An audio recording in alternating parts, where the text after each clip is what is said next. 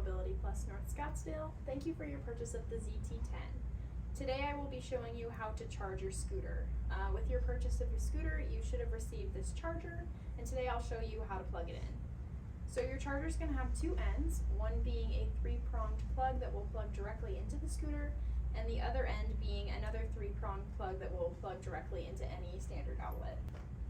I'll take the scooter end, and I'm going to plug it in just below the steering wheel of your vehicle. Next, I'm just going to take the wall plug-in and plug it right into my outlet. And you're all ready to go. Something that's important to note about your scooter is your charging box. So on the top here we have a red light, and this just basically means that there's power going into the charging box. So we want this to be lit. The bottom light is either going to be red, blinking green, or solid green. If it's red, it means it needs a charge. If it's green, it means it's fully charged and ready to go.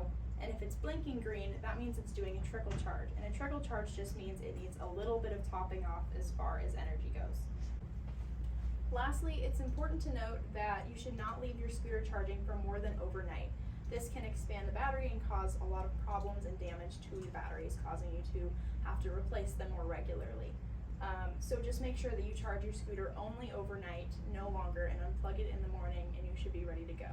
We also recommend that you do this just once a week. If you use your scooter more often and it needs a charge, feel free to charge more than once a week. But if you are just letting your scooter sit or you haven't used it in a couple days, remember to charge it at least once a week overnight and no longer. Thanks for watching, and I hope you enjoy your